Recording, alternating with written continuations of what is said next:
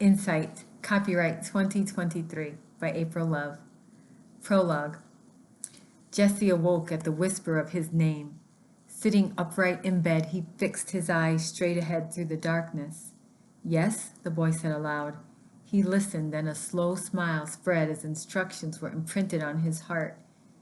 It had been a long time since he'd heard the voice of God. Chapter 1. 3, 2, 1. The crowd erupted with choruses of Happy New Year as if they collectively sought to raise the dead. To Seymour, their celebration served as a deafening reminder that he'd come stag. Esteemed, distinguished, brilliant? The media had been complimentary to Seymour in the past 6 months, but sexy? Maybe not, but he had made the list of Chicago's 50 most eligible bachelors for the second year in a row. And yet, alone he sat, sulking at the biggest holiday bash of the year. Sure, he'd invited Jordan, but she never even returned his call. The media would more likely label him pathetic. Never again, Barry, Seymour yelled at his absentee agent. Never again. Barry talked him into coming to this ridiculous party, and even after a gallon of champagne, the guaranteed good time remained elusive. In fact, the bubbly succeeded only in agitating his stomach and filling his bladder. So when the clock rang in the new year, amidst hundreds of celebrants in the Drake Hotel's Continental Room, Seymour battled nausea and a growing urge to pee. At least he could do something about the latter. Pick! Seymour's call went unanswered. Marvin Hope Jr. worked as Seymour's usually reliable assistant, although most people didn't even know his real name. Everyone just called him Pick, short for Pickles, which sounded more like a clown name than a business professional. Allegedly nicknamed for eating pickles on his pizza in college, young Marvin needed no excuse to throw down a few choice gherkins. He kept an arsenal of jars stashed in the mini fridge at the office, and people knew not to mess with Pick's medicine. Pick! Seymour yelled, but what seemed like the band's 10th incarnation of celebration drowned him out. He knew the young man hadn't strayed far. He could still detect that faint coppery scent. He reached out across the table where Pick had been sitting, his hands swinging through empty air for a moment before making contact. Seymour's fingers followed tousled curls to a familiar bristly cheek. Pick? Seymour sighed, realizing the mask lying face down on the table was indeed his assistant. He turned to his left, hoping for better luck. Excuse me, he called out, but when no one answered, he sniffed for confirmation. Crap. Frustration set in, and Seymour leaned back in his chair. With Pick unconscious and other table mates vanished, who would take him to the bathroom? Sometimes it really sucked to be blind. Seymour shifted in his seat, weighing his options. He would have no luck finding Barry, sure to be in the center of the thumping chaos, doing more than a mild disservice to a man of his age and reputation. Considering the noise, Seymour doubted he could convey his need to anyone in the vicinity. Think, man. He'd been to the Continental Room dozens of times before, just accepted an award there not 3 weeks ago. Familiar with the layout, he knew the general location of the facilities, but could he work his way to the restroom through the herd of revelers? His bladder gave him an impatient jab, and he knew he had to try. Seymour pulled his cane from a jacket pocket, unfolding it as he stood, and took a step away from his chair. With that simple movement, he disappeared into the crowd. Engulfed in the stifling masses, Seymour realized the gravity of his situation had intensified. Gyrating bodies bumped him from all sides in a hot, smelling melee fueled with music that pounded from above and thumped from below. Trapped, he almost laughed at the absurdity of it all and inhaled in search of a friend. Instead, an old foe kept getting in the way. Lingering just above the natural emissions of the room's occupants, clouds of artificial scents worked overtime to make their presence known. So much perfume and cologne clotted the air. Seymour could taste it. He coughed and gagged, trying to dislodge the poison lime that seemed to have fallen onto his tongue. Seymour thought of artificial scents as airborne assailants and publicized his strong disdain for perfume in one of his more controversial insight columns. Seymour had gotten himself into a fair amount of hot water when he took on the fashion magazines and their scented inserts, but considering his unique sensitivities, he felt he had choked on the toxicity of such enclosures far too often, and he shared his aversion to them in print. A few angry letters had trickled in, but as always, unflappable Seymour accepted the criticism, held fast to his opinion, and was soon forgiven. He could hate perfume all he wanted. Readers still adored him. This night, at a party swimming in synthetic scents, his throat burned. A zealous duo swung past and bumped Seymour, forcing him to do the not-so-hip dance of self-preservation. He wrangled his cane and straightened his shades before feeling a crunch underfoot as he landed on someone's shoe. "Hey, jerk, watch it!" the man screamed above the chaos. "Oh, I'm sorry," Seymour began. "Oh, hey, man, I didn't know you were, sorry, man," he gulped. Seymour nodded, all too familiar with the squirmy rantings of the sighted. As a new wave of elbows and hips overtook him, he began wondering just how awful it would be to read about the distinguished columnist and author who wet his pants at a New Year's Eve party. He chuckled at the thought, nearly fulfilling that headline.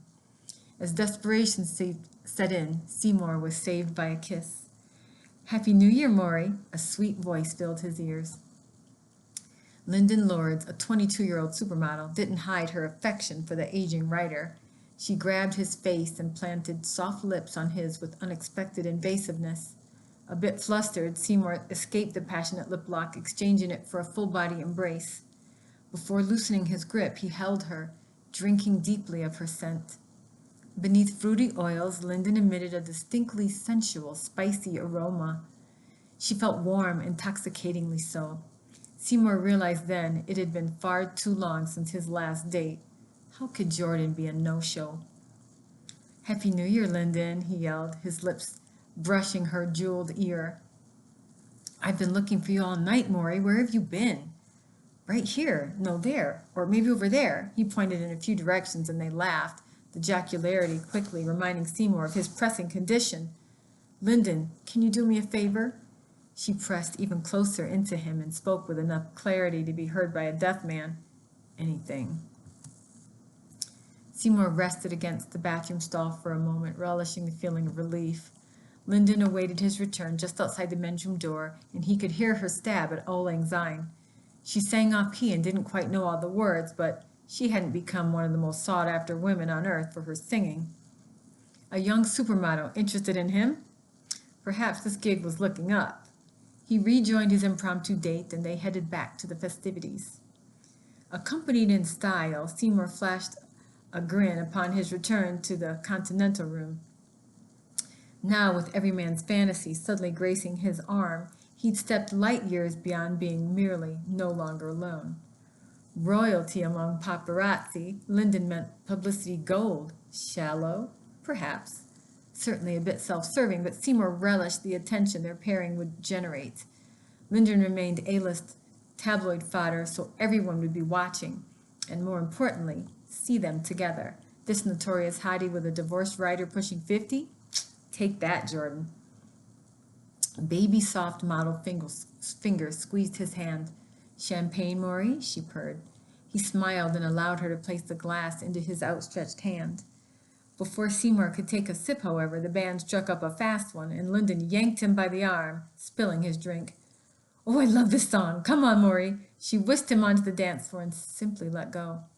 He stood still for a few seconds, trying to move with some semblance of rhythm. The music, however, didn't make sense. Too fast, too loud, the beat throbbed incomprehensibly. Whatever happened to the OJs? Unpredictable syncopation threw him off, and he clumsily recovered. "Just sway. This racket's eventually got to—" The breath caught in Seymour's throat, and he choked as a putrid wave descended upon him, silencing the musical tirade in his head.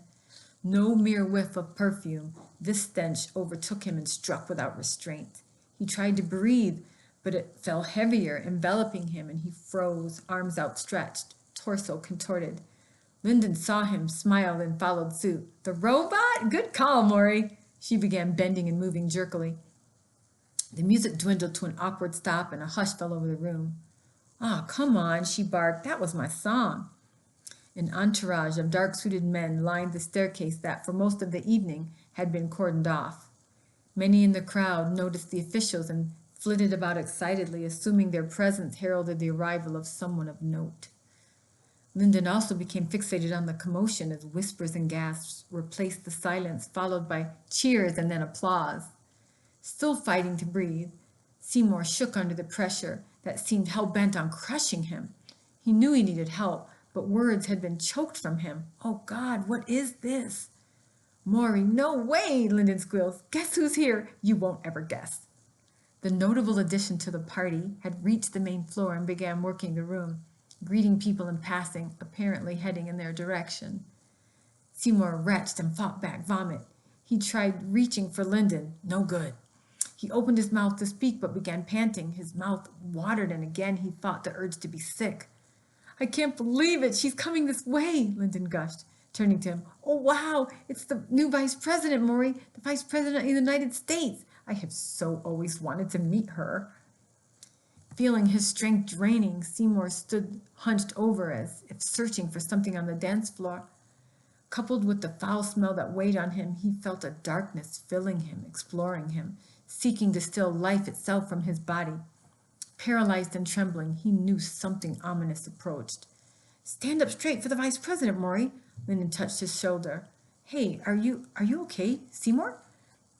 His mouth remained open, yet he could not speak. He wanted to run, to warn Lyndon, warn everyone, get out!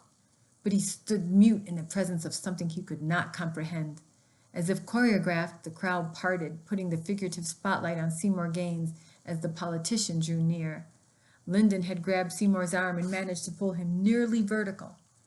Hello, Mr. Gaines. I'm a great fan of your work, the woman spoke, and Seymour began to heave. Lyndon tightened her grip, a camera-ready smile securely in place. He hoped Seymour would remember to introduce her. When Seymour didn't respond, the crowd gawked. After a brief, uncomfortable pause, the vice president continued, You're not looking quite well at the moment, Mr. Gaines, but I'm certain our paths will cross again soon enough. For now, it would be my great pleasure to shake your hand. She extended her arm. Weak and reeling, Seymour felt the poison of her seeping through him. Never a particularly religious man, Seymour knew he had come upon something unnatural, something evil. She's holding out her hand, Maury. Lyndon struggled to guide his hand toward hers. His body quaked against the unknown power, and he fought to free his captive throat. No, no! Lyndon had almost done it, but when Seymour's fingers brushed the palm of the vice president, spasms rocked his body and everything closed in. Lyndon lost her grip and, with hundreds of spectators witnessing the first professional faux pas of the new year, Seymour Gaines fell unconscious to the floor.